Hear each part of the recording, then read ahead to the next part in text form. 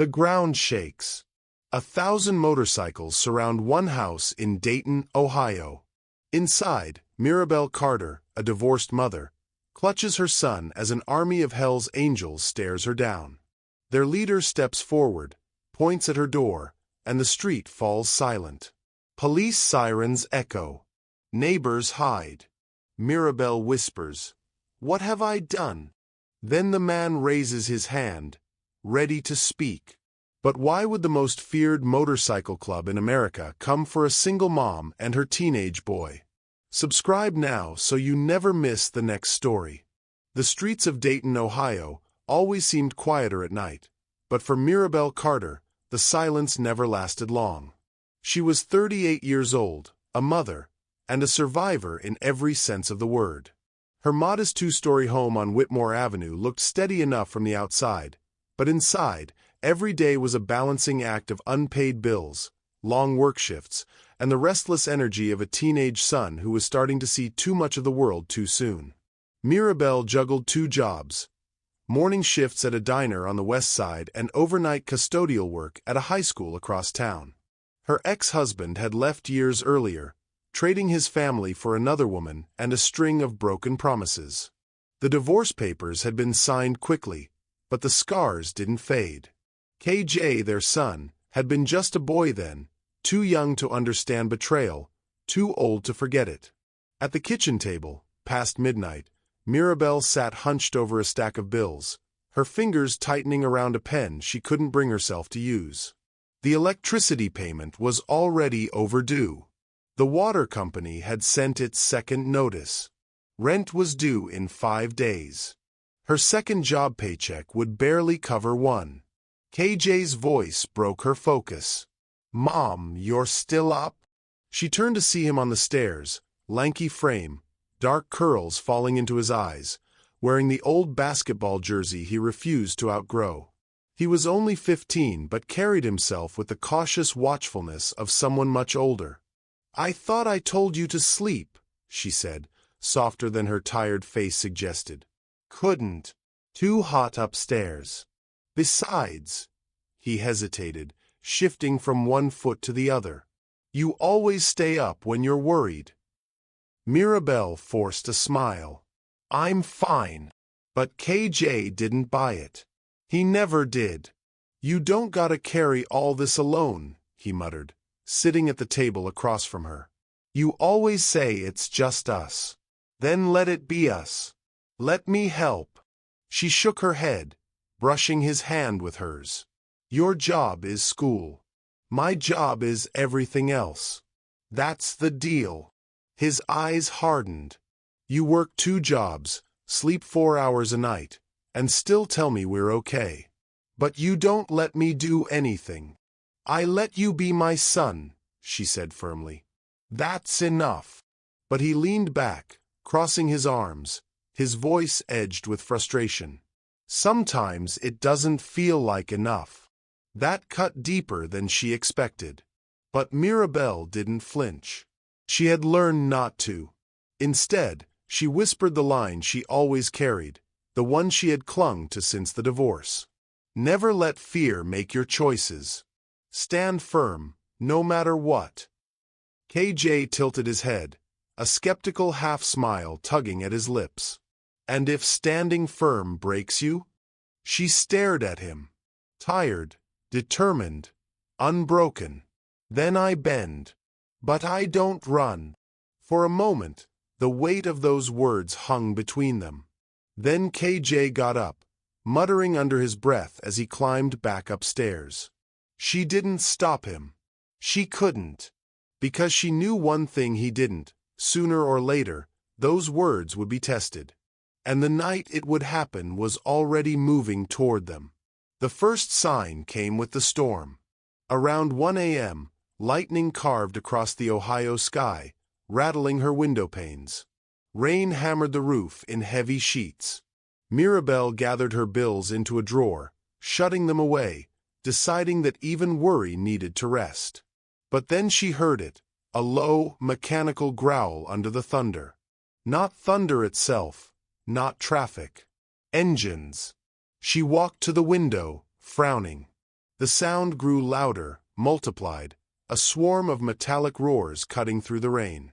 Headlights flared at the end of Whitmore Avenue. 1, then 3, then 10. Motorcycles. Their chrome frames glistened wet under the stormlight. Mirabelle's stomach tightened. She whispered to herself, "No, not here." The bike slowed, engines rumbling, until 15 riders turned onto her street. They lined the curb in front of her house, their tires kicking up water, their shadows stretching like wolves across the pavement. Mirabelle froze. These weren't random joyriders. Their jackets carried patches, insignias, skulls and wings, and names like Razor and Tank stitched across leather. KJ's voice drifted down from upstairs. "Mom, what's that sound?" She grabbed the stair rail, her voice low, urgent. "Stay upstairs. Don't come down." He leaned over the banister, wide-eyed. "Is it them? Gangs. Just stay up there." Then came the knock. 3 loud, heavy raps at the door. Her chest tightened. She stepped closer, peering through the peephole. A man stood there, weathered face, gray-streaked beard, eyes sharp and cautious. His leather jacket dripped rain, the word "Hawk" stitched into his chest. He raised both hands slowly, palms open. Not threatening, but not exactly safe. "Ma'am," he called through the door, his voice gravelly but calm. "Engines cut out. We're soaked, half broken down.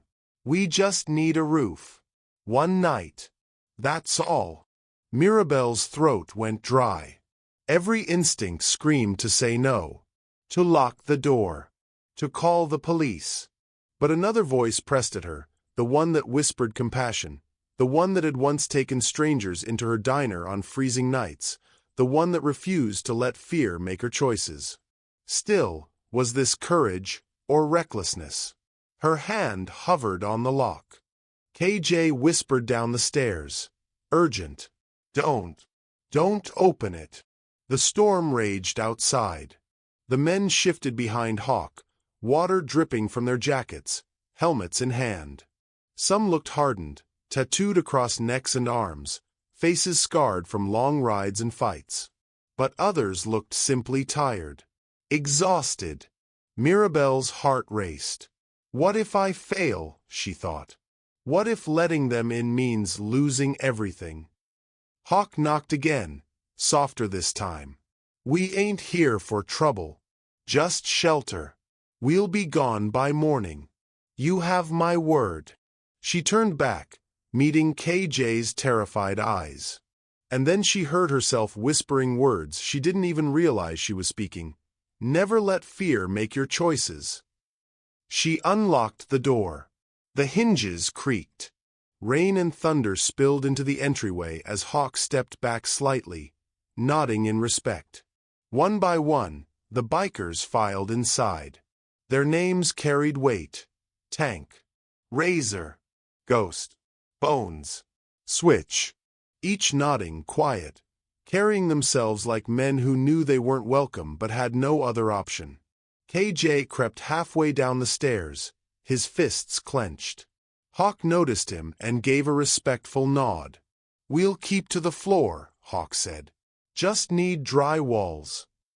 Mirabelle swallowed, forcing calm into her voice. "There's pizza in the kitchen. Coffee if you want it." For a moment, silence held. Then Razor chuckled, shaking his wet hair. "Haven't had a mom offer me pizza in 20 years. A few of the others smirked faintly, tension breaking by a hair. They settled into corners, dripping, quiet, respectful. Yet the danger lingered in every line of their bodies. Mirabelle stood in her living room, heart pounding, wondering what she had just invited into her home. At 3 a.m., when the storm began to thin, Mirabelle checked on KJ, who had fallen asleep on the couch with one eye open. But she couldn't sleep, because one question gnawed at her. Had she protected her family from strangers? or just invited danger across her threshold. The storm pressed down on Dayton like a heavy fist. Rain lashed the windows, thunder rattled the thin walls, and lightning threw long, jagged shadows across the Carter living room. Mirabelle had just settled on the couch, trying to steady her racing thoughts from the bills and from KJ's words earlier, when she heard it. A sound that didn't belong to the storm. Low at first, a faint mechanical growl. Then more. Layered. Multiplying. The unmistakable thunder of motorcycle engines rolling together. Her stomach knotted. She rose slowly, stepping to the front window, her hands pressing the curtain back just enough to peek outside. Headlights. 15 of them. Cutting through sheets of rain, glistening chrome under street lamps, their reflections dancing across wet asphalt. The bikes slowed as they turned onto Whitmore Avenue. Their roar was deafening, animalistic, a swarm of metallic beasts devouring the quiet neighborhood. They pulled up to her block, tires hissing on the flooded pavement, forming a line directly in front of her home. The rain hammered down on their leather jackets, their helmets, and their patches, dark insignias she couldn't make out fully, but she knew what they meant. Mirabelle's hand flew to the lock. She twisted it hard, securing the door. "KJ!" she hissed toward the stairs. He came running halfway down, barefoot, eyes wide. "What's going on?" "Upstairs," she ordered, her voice cutting sharper than she intended. "Now!" He froze, trying to look past her at the window. "Is it them? Is it a gang? Go!" She pushed her voice lower, firmer. "Don't ask. Just do it." KJ hesitated, jaw clenched, but obeyed. His footsteps pounded up the staircase. The knock came immediately after. 3 heavy raps that echoed through the house like gunshots. Mirabelle jumped, her back pressing against the wall. Her pulse hammered. Whoever they weren't leaving. She forced herself to the door, her hand trembling as she pressed an eye to the peephole. The man standing outside was enormous. Broad shoulders under a drenched leather jacket. A thick gray-streaked beard frames his weathered face. His eyes were sharp, intelligent, and unflinching. On his jacket, a single-stitched name in block letters. Hawk. He lifted both hands slowly, showing his palms. Not aggressive. Not begging. Just steady. "Ma'am," his voice carried, gravelly but calm even through the storm. "We don't mean any trouble. Our engines failed in the rain. Been riding cross-country all week. We just need shelter. Just one night." Mirabelle's throat tightened. Shelter. That word carried weight. Behind him, the others loomed in the downpour. 15 riders, each one cut from the same world of scars, tattoos, and weather-beaten eyes. Names stitched to leather. Tank. Razor. Ghost. Bones. Switch. Every instinct screamed danger. Gang violence. News reports of robberies, fights, and worse. Her hand tightened on the lock. KJ's voice floated faintly from upstairs. "Mom, who is it?" She swallowed hard. "Stay upstairs," she shouted back, but the storm nearly swallowed her words. Hawk knocked again, softer this time, rain dripping off his beard. "Engines are shot. Roads flooded. We got nowhere else to go. We'll be gone before sunrise. You have my word." Mirabelle's mind raced. If she opened the door, she risked everything. If she didn't, would refusing them make her more of a target? Her ex-husband's voice echoed in memory. "You always make dumb choices out of pity." But then her own words to KJ pushed through louder. "Never let fear make your choices. Stand firm, no matter what." She exhaled sharply. Her hand slid to the lock. KJ's muffled shout, "Mom, don't!" Click. The door opened. The storm howled into the entryway, rain dripping across the wood floor. Hawk stepped back slightly, respectful, giving her space. "Appreciate it," he muttered, tipping his head. The bikers filed in one by one, dripping wet, boots heavy on her floorboards. Each carried an air of exhaustion, but also of danger, like predators forced to rest mid-hunt. Tank's arms were massive, covered in inked sleeves of flames and skulls. Razor's grin was sharp enough to cut glass. Ghost barely spoke, his pale eyes scanning every corner. Bones coughed harshly, his hands trembling as he set down his helmet. Switch fiddled constantly with a lighter, clicking it open and shut in a nervous rhythm. Mirabelle's breath caught. Every instinct screamed at her to throw them back into the storm. But Hawk caught her eye, his nod firm. "We'll stay in here. Floor's fine. Just a roof." She nodded stiffly. I'll get blankets." KJ crept down the stairs despite her glare, his eyes glued to the men. He didn't speak, but his body was tense, fists tight at his sides. "Your boy?" Hawk asked, voice neutral. Mirabelle straightened. "My son. He stays out of this." Hawk gave a single nod, then turned to his men. "Keep it down. Respect the house." It was strange. For all their size and presence, the bikers followed. No shouting, no threats. They settled onto the floor, pulling off gloves, wringing water from their jackets. Mirabelle disappeared into the kitchen, hands trembling as she opened the fridge. Leftover pizza, half a carton of milk, some coffee grounds. Barely enough for her and KJ, let alone 15 strangers. But fear and compassion twisted in her chest until 1-1. Minutes later, she returned with pizza on plates, steaming mugs of weak coffee. Razor blinked, surprised. "You serious? You feeding us?" "Better than watching you starve on my floor," Mirabelle replied, voice steady despite her shaking hands. Tank chuckled low, shaking his head. "Haven't had home food in months." Ghost muttered something almost like thanks. Bones took his slice with trembling fingers, devouring it quietly. KJ sat at the edge of the stairs, staring, still tense, still unsure. But for the first time, silence didn't feel like danger. It felt heavy, strange.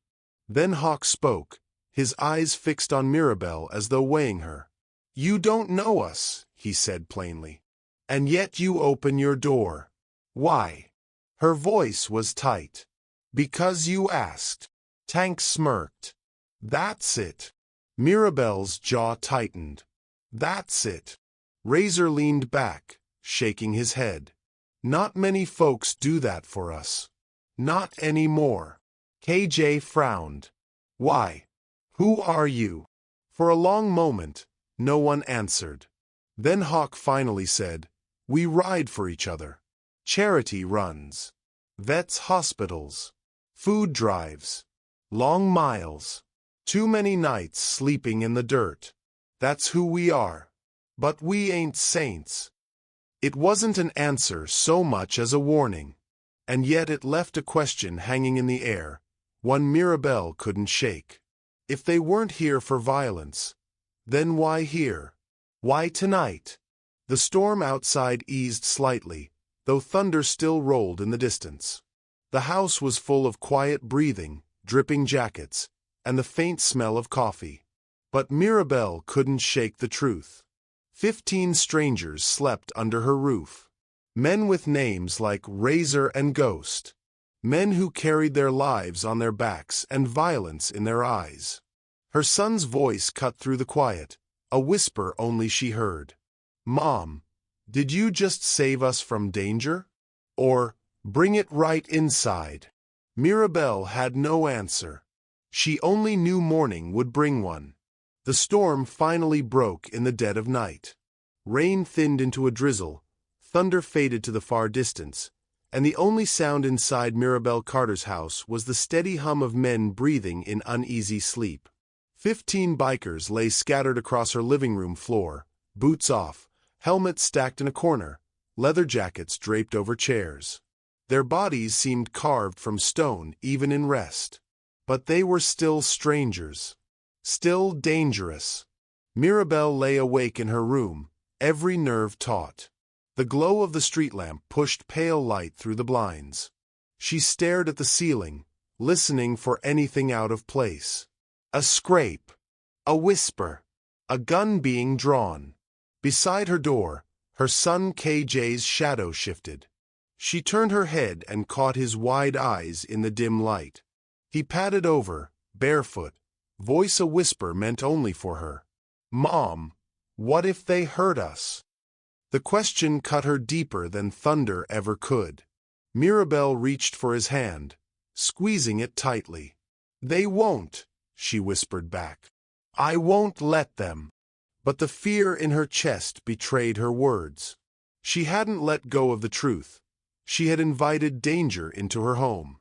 She smoothed KJ's hair back, forcing a small smile. "Try to rest. Morning will come soon." KJ frowned. And then what? She had no answer. Only silence. Just before dawn, the quiet broke. At first, Mirabelle thought it was thunder rolling back again. A deep vibration under the floorboards. But this wasn't weather.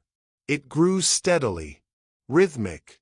A mechanical growl layered with dozens of others, distant but gaining power. Mirabelle froze. Her body knew the sound before her mind caught up. Engines. She slipped from bed, crossing the room quickly to the blinds. Her fingers spread the slats, and her breath stopped cold. Headlights. Not a handful. Not 15. But a river of them.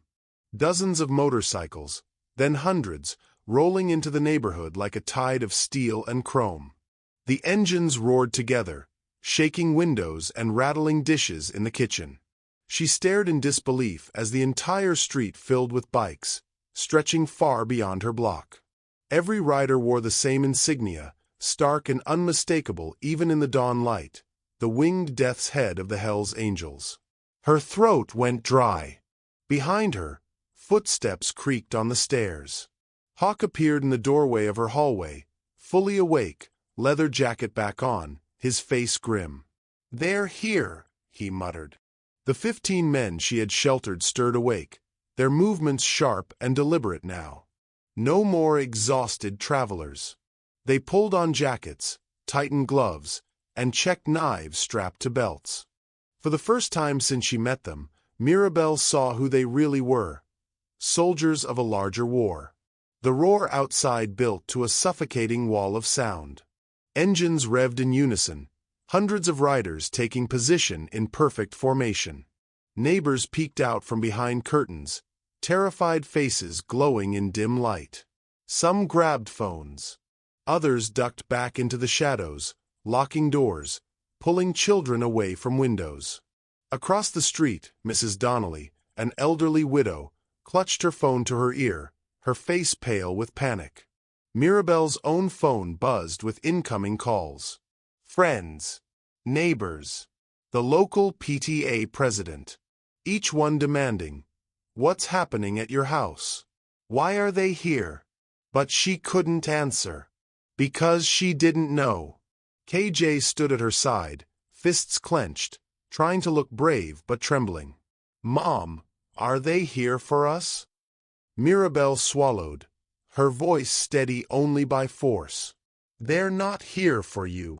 He looked at her, eyes wide. "Then who?"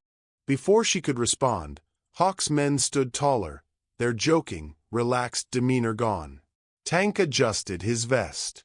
Razor's grin faded into a hard line. Ghost whispered something under his breath.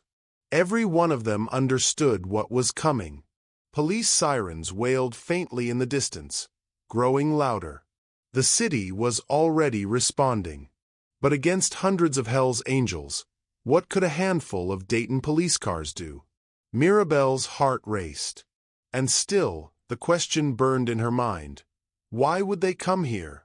To my street. To my house. Then it happened. The roar of engines outside cut to silence. An unnatural, terrifying silence. One by one, the bikes switched off until only the sound of dripping rain remained. The sudden quiet made every breath in Mirabelle's house sound too loud. From the sea of riders outside, a single figure dismounted. A massive man with a long gray beard, his presence commanding the entire street.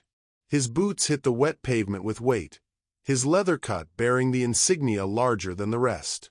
The crowd of hundreds shifted slightly, parting to make way as he walked. He didn't look at the neighbors. He didn't glance at the police cruisers inching onto the block, lights spinning but sirens muted.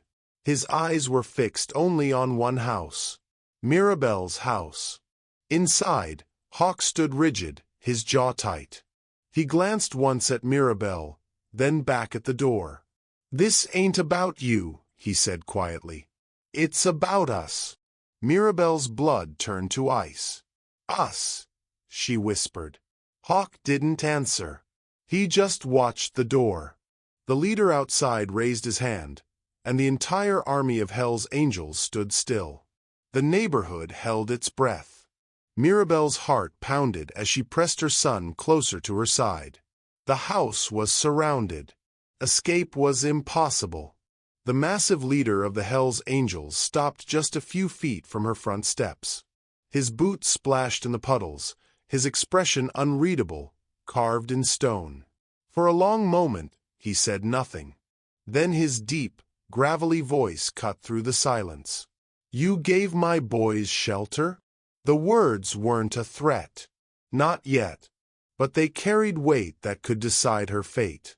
Every neighbor leaned closer to their windows. Every officer froze with a hand on their holster.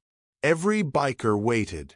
And Mirabelle Carter, an ordinary divorced mother, stood in her doorway, her son at her side, facing down an army. Her answer or even her silence could change everything. The street was deathly quiet. The kind of quiet that pressed against your skin, heavy and suffocating, making every breath feel stolen. Engines rumbled in idle harmony, low and threatening, the sound of caged beasts ready to be unleashed. Mirabelle Carter stood in the doorway of her modest home, the porch light casting her in a pale halo. Her son, KJ, clung to her side, his small hand curled tightly into hers. She could feel his pulse racing fast and frightened, but her own wasn't much steadier. Across the wet pavement, cutting through the mist of dawn, the leader of the Hell's Angels walked with deliberate weight. Each step splashed puddles that glowed red and blue from the police lights flashing at the end of the block. He was a giant of a man. Broad shoulders.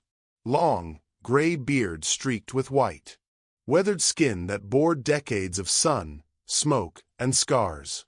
His leather cut bore patches that screamed rank, history, and authority. His presence alone bent the air around him. The army of bikers parted like water before him, their helmets turning in unison, eyes tracking him as though every breath depended on his. He climbed the curb and stopped at the base of Mirabelle's porch. He didn't look at the neighbors pressed to their windows. He didn't glance at the squad cars frozen like prey. He looked only at her. And then, in a gravel-thick voice that silenced even the engines, he spoke. "You gave my boys shelter?" The question wasn't loud, but it echoed like a gunshot. Mirabelle's heart hammered against her ribs. She wanted to step back, to slam the door, to protect her son from the weight of this moment, but her feet refused to move. She forced her chin higher, meeting his gaze. Yes. The single word hung in the damp air.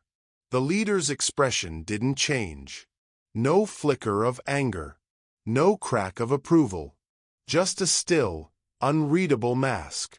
Behind him, hundreds of bikers shifted slightly, leather groaning, engines pulsing as if waiting for his judgment to cue their response. Beside her, KJ whispered, barely audible, "Mom." She squeezed his hand. "It's okay," she lied softly. "Stay with me." Inside the house, Hawk and his 15 men stood in silence, watching. They hadn't moved to defend her, hadn't offered explanation or assurance. Their eyes were locked on their leader, waiting like everyone else for the verdict. The leader tilted his head slightly, studying her as though weighing her soul. "You opened your door," he said slowly. "Fed them. Gave them rest."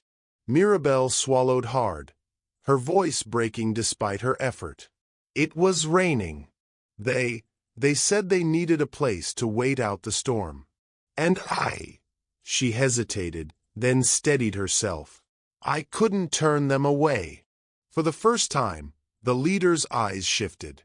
Not to her son, not to Hawk, but to the windows where neighbors gawked with fear. He took in the silent judgment of the street. The tension snapped tighter, like a rope about to break. The nearest police officer stepped forward cautiously, hand hovering over his weapon. "Sir, this is private property. You need to." The officer's voice died when the leader's gaze cut toward him, cold, sharp, final. The officer froze in place, swallowing his words, stepping back. The balance of power was clear. This was no police matter. This was something older, darker, and untouchable by law. The leader turned back to Mirabelle. His boots creaked as he stepped onto the first step of her porch. The wood groaned under his weight. KJ pressed closer against her side, eyes wide. Mirabelle's breath came shallow, but she didn't retreat. She stood her ground, refusing to let fear bow her spine. The man loomed over her now, his face just feet away. She could smell the leather, the faint sting of gasoline, the smoke lingering in his beard. He lowered his voice, making her lean forward to catch every word. "Do you know who they are?" he asked, nodding toward Hawk and his men inside. Mirabelle glanced back briefly, seeing Hawk's hardened face, the others tense and unreadable. Then she turned back. "I know they were stranded in the storm. I know they're men who needed help." A faint sound rippled through the crowd, half amusement, half disbelief. But the leader didn't smile.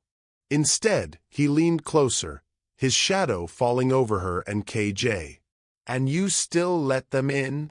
Mirabelle's voice trembled, but she pushed through. "Yes, I did." The world held still.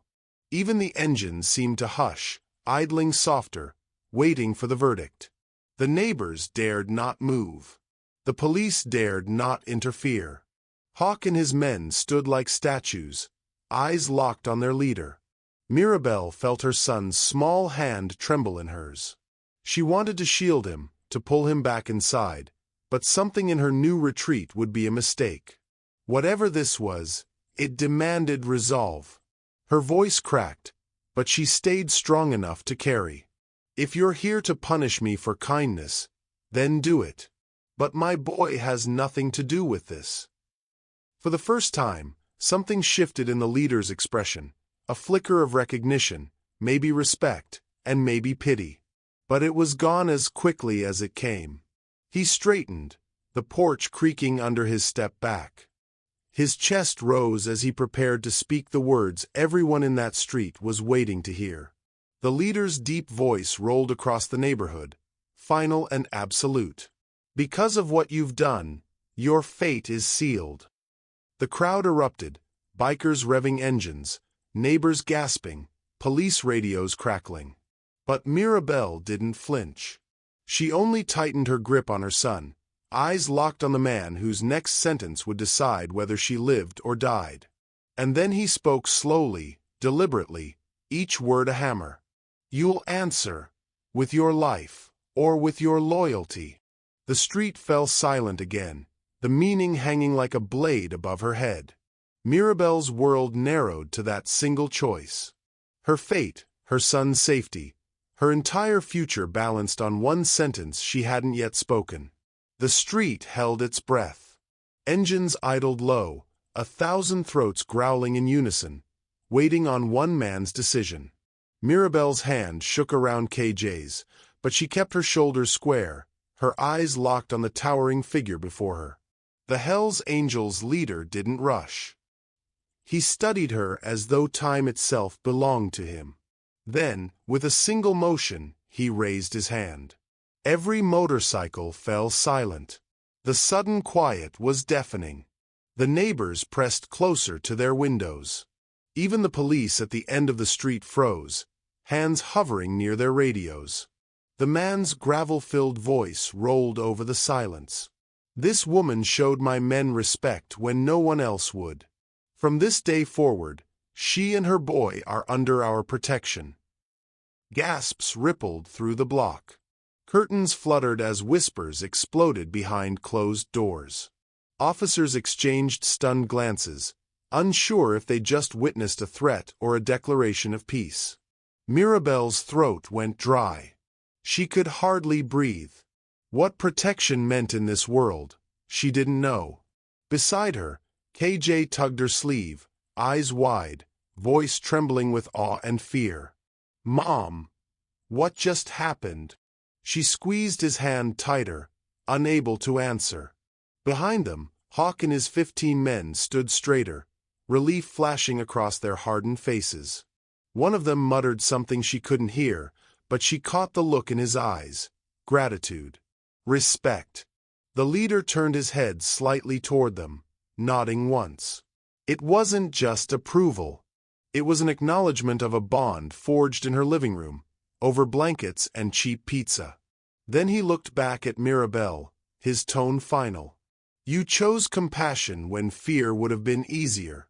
Don't forget what that means." He lowered his hand, and instantly the roar of 1,000 engines ignited the air. The sound vibrated through the houses, shook the glass, rattled bones.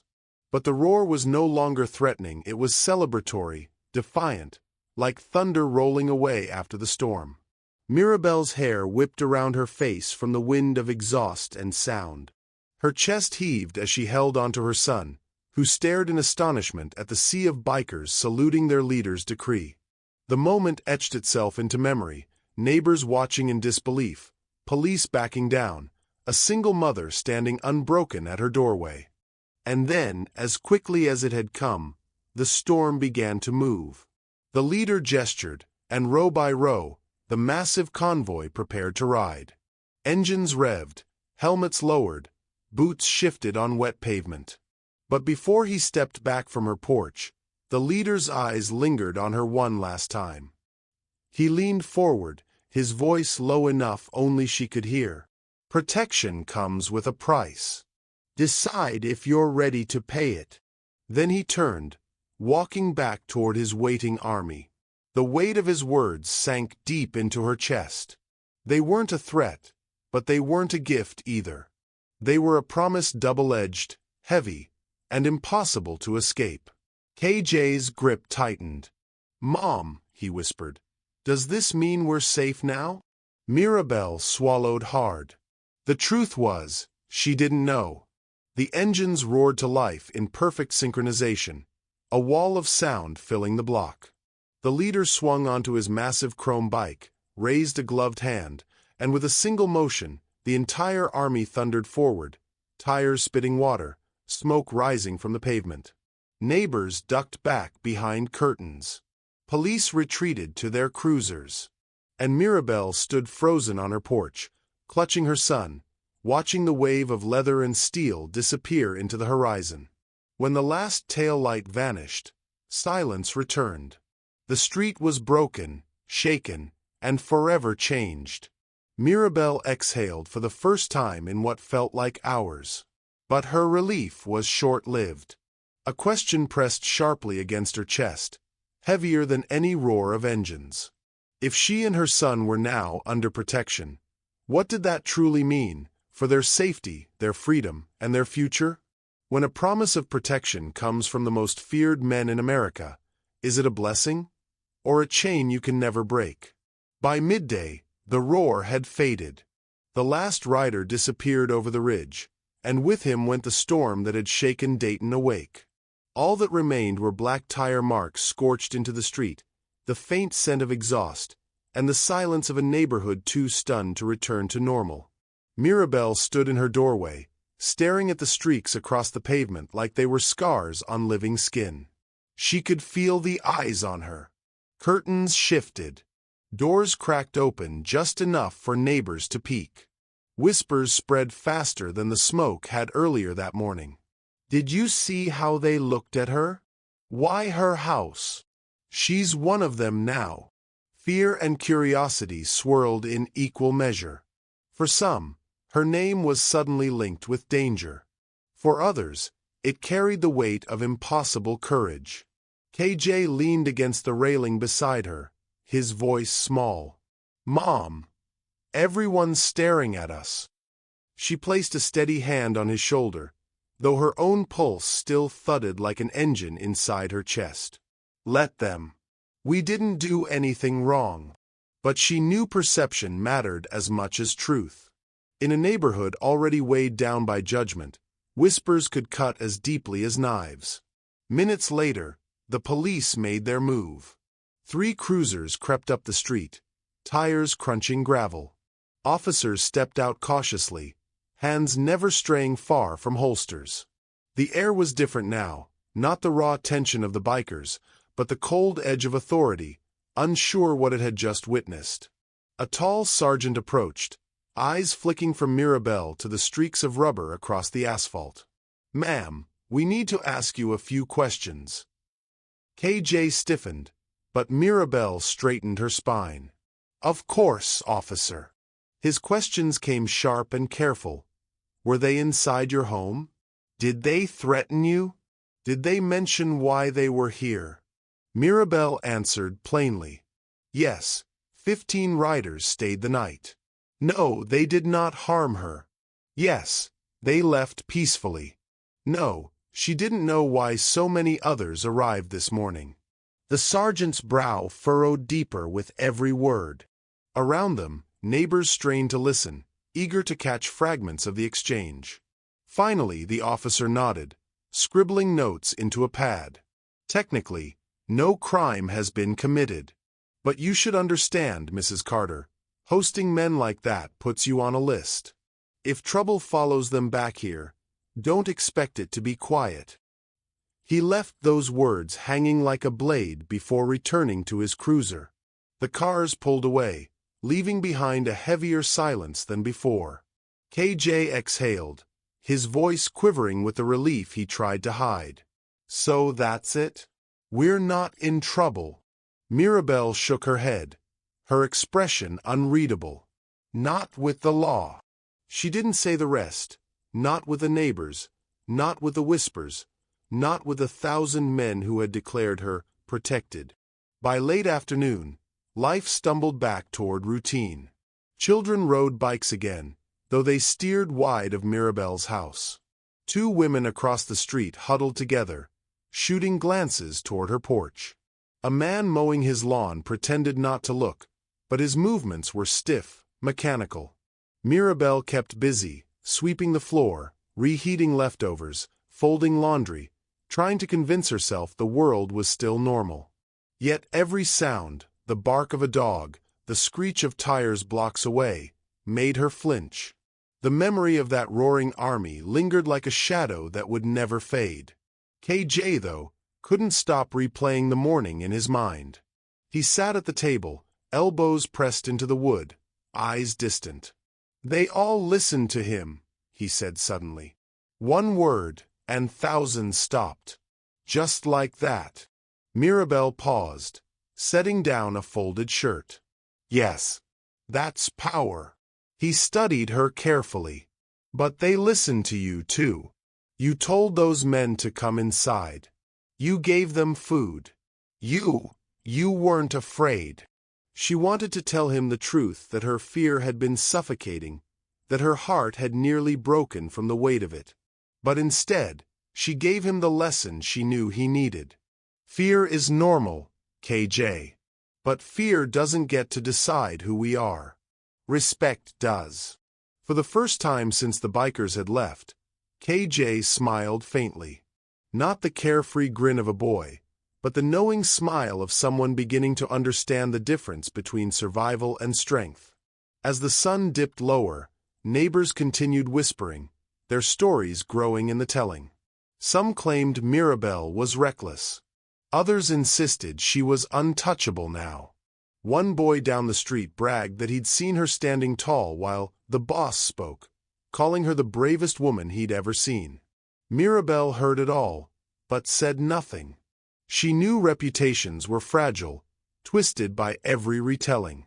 Yet one truth remained solid. Her son had seen her unshaken when the world shook around them. And that truth mattered more than the whispers. Still, as she locked the door that evening, a question gnawed at her. Had she opened her door to destiny, or to a mistake that would shape both of their lives forever? When an act of compassion binds you to forces larger than yourself, is it courage or is it recklessness disguised as kindness? Mirabelle sat at the kitchen table that morning, her hands wrapped around a chipped mug of coffee that had long gone cold. The world outside was still quiet, the streets bearing faint reminders of last night, black tire marks, scattered gravel, and an air of disbelief that lingered like smoke. KJ sat across from her, restless, his eyes bouncing between her face and the window as though waiting for the sound of engines to roar back. 4 years, Mirabelle's life had been defined by routine and survival. Bills are stacked on the counter. Long hours at the diner. Quick meals at home, often eaten in silence because fatigue had a way of swallowing conversation. Her story had never been one of glory or recognition, just the struggle to endure, day after day. Yet in the span of one night, her name carried weight. People in the neighborhood whispered. Grown men who had mocked her resilience or dismissed her existence now spoke her name with cautious respect. And the most feared men in America had made a declaration in her defense. But the strangest part was not the whispers or the pledges of protection. It was the shift happening inside her own son. KJ finally broke the silence. "Mom," he said, hesitating. "Why'd they listen to you? They don't listen to anyone." Mirabelle leaned back in her chair, her eyes distant as though replaying the night in her mind. She thought of the leader's gaze, the silence of 1,000 engines obeying his raised hand, and the simple truth she had spoken that somehow broke through their hardened exterior. She turned her attention back to her son. "Because I didn't try to scare them," she said quietly. "Fear passes. But respect lasts." KJ frowned, trying to process the weight of her words. For him, respect had always come through power, through schoolyard fights, through who had the latest sneakers, through the size of someone's crew. His mother, struggling to make ends meet, never fit that image. She had always been just mom, the woman who worked double shifts and patched up scraped knees, never a figure others bowed to. But now he saw something different. He saw her stand before men twice her size, men who ruled with intimidation, and she did not waver. That night had redrawn her image in his eyes. She was not just a survivor. She was unshakable. She was brave. She was someone who could stand firm when the ground trembled beneath everyone else. Mirabelle reached across the table, placing her hand over his. "KJ, people spend their whole lives trying to make others afraid of them. But fear fades the second someone stronger comes along. Respect." She paused, letting the words sink in. "Respect is something you earn by how you live. And once you earn it, even the strongest can't take it away." Her words carried a gravity that seemed to settle in his chest. He didn't just hear them, he felt them. The image of his mother standing in the street, calm in the face of chaos, branded itself into his memory. Yet beneath the surface, a question lingered. Had her actions created protection for them, or placed them under a new, unseen weight of obligation? Over the next days, Mirabelle began noticing subtle changes. KJ spoke with more care, less quick to mock or dismiss. At school, he defended a younger boy being bullied, his voice steady and strong. When Mirabelle asked him about it later, He shrugged and said, "I just figured, if you can stand up to them, I can stand up for someone too." Her chest swelled with pride, though a trace of fear followed. Would he now see respect as a shield or as a torch to carry forward? The lesson was not only for KJ. Mirabelle herself found a new truth stirring inside. For so long, she had believed her existence was about survival, that her story would never ripple beyond her four walls. But compassion, offered in the darkest moment, had reshaped her reality. She realized her voice had power not because it shouted the loudest, but because it spoke with sincerity when silence would have been safer. In that discovery, Mirabelle found a quiet peace. Courage and kindness were not opposites of strength. They were the foundation of it. And in showing that, she had changed not only how others saw her, but how her son saw her, and perhaps how he would see himself for the rest of his life. She looked at KJ, who now sat straighter, his eyes sharper with determination, and thought, "This is the real protection I've gained, not from the bikers, but from showing him that fear doesn't define us. Respect does." If courage and compassion can turn even the most dangerous night into a story of respect, what hidden strength might we discover in ourselves if we dared to live by the same truth? The weeks that followed seemed, at first, like any other. The buses still rumbled past in the mornings, kids still dragged their backpacks down cracked sidewalks, and the neighborhood still carried the same mix of gossip, suspicion, and routine. Yet for Mirabelle and KJ, nothing felt the same. A shift had taken root, subtle at first, then unmistakable. Mirabelle noticed it when she walked through the market. Neighbors who once barely met her eyes now paused, measuring their words carefully before greeting her. A cashier who had once snapped impatiently at her suddenly smiled with a kind of nervous respect. And though whispers still floated behind her back, is she really tied to them? Did she make a deal? No one dared speak with the same dismissive tone as before. It was as if her presence carried a new weight, one that even she hadn't expected. Respect. But the change that mattered most wasn't in the world outside. It was in the space she shared with her son. KJ seemed lighter somehow. His questions were deeper, his tone steadier. He no longer looked at her as just the woman juggling bills and exhaustion. Instead, he looked at her with pride, like someone who had stood before a storm and refused to bend. When he spoke about school or friends, his words carried an echo of what he had witnessed in her. The lesson of that night, the truth she had spoken about fear and respect, was already shaping him. One evening, as dusk folded over Dayton, Mirabelle stood at the kitchen sink, hands buried in soapy water, when the distant rumble of engines drifted through the open window. For years, that sound had filled her with dread. Tonight, she paused, listening, and felt something different rise within her. Not fear, but strength. KJ came running into the room, eyes wide, not from terror but from excitement. "They're out there, Mom. Come see." She dried her hands and followed him outside. Together they stood on the porch as a convoy of motorcycles thundered down the street. The riders didn't slow, didn't look their way, but their presence filled the night with a raw, undeniable power. Mirabelle watched silently, her heart steady. She no longer saw them as shadows of danger, but as a reminder of a moment that had reshaped her life. She placed her hand firmly on KJ's shoulder. "Stand firm," she said softly, her voice carrying the weight of both warning and promise. "That's how we move forward."